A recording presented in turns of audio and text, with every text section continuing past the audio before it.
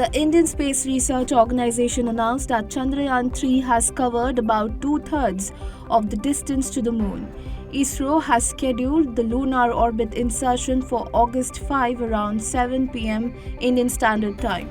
The Chandrayaan-3 spacecraft, which was launched successfully from the Satish Dhawan Space Center in Andhra Pradesh's Sriharikota on July 14th, will take 33 days from launch date to reach the orbit of the Moon.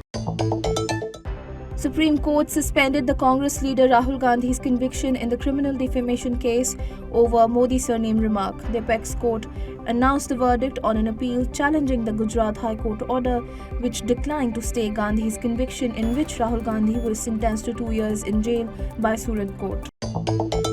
The Delhi High Court issued a notice to the Centre, the Election Commission, and several opposition parties on a PIL petition seeking to restrain opposition parties from using the acronym INDIA for Indian National Development and Inclusive Alliance. The petition was filed by activist Girish Bharadwaj through advocate Vaibhav Singh. Niger's President Mohamed Bazoum has claimed in a media report that he is being held hostage and warned that Niger is under attack by a military trying to overthrow a democratically elected government. Meanwhile, the military coup in Niger has revoked several military cooperation agreements with France amid anti-French sentiment in the country and threatened to attack the economic community of West African states member countries.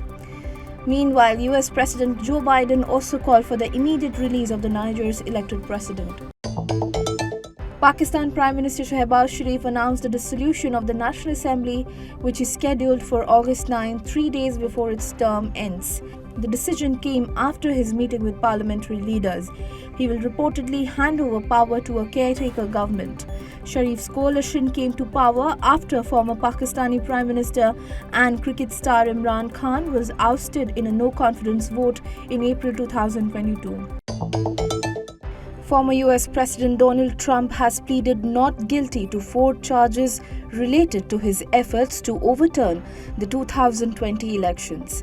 He called the charges against him an election conspiracy and called himself a victim of political persecution. The next hearing in Trump's election interference case is scheduled for 28 August.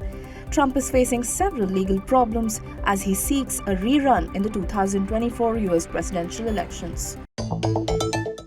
Ukrainian sea drones attacked a Russian naval base near the Black Sea port of Novorossiysk, a major hub for Russian exports, which Russia's defense ministry exclaimed were detected and destroyed by Russian warships. The port temporarily suspended all ship movements after the attack. Earlier this week, Russia attacked Ukrainian seaports in the Odessa region, where authorities say 60,000 tons of grain were destroyed, as well as ports on the river Danube. At least 3 bodies were recovered after a landslide hit the Kedarnath Yatra route in Uttarakhand following heavy rains and flash floods. However, 16 people are still missing. Some shops and other structures were also washed away near the Gaurikund area. According to officials, relief and rescue operations are underway by the national and state disaster response forces. Supreme Court declined to stay the scientific survey of the Archaeological Survey of India of the Gyanvapi Mosque premises in Varanasi. It said that ASI has clarified that the entire survey would be completed without any excavation and without causing any damage to the structure. The Anjuman Intizamiya Masjid Committee challenged the Allahabad High Court order allowing ASI to conduct the survey. A team from the Archaeological Survey of India arrived at the Gyanvapi Mosque premises in Uttar Pradesh's Varanasi and started a scientific survey of the complex amid tight security. In a significant development in the world of chess, 17-year-old Grandmaster D. Gukesh has surpassed his idol, Vishwanathan Anand, in the live world rankings by the International Chess Federation. Gukesh's victory over Misratin Iskandarov at the World Cup secured him a live rating of 2,755.9, edging past Anand's 2,754.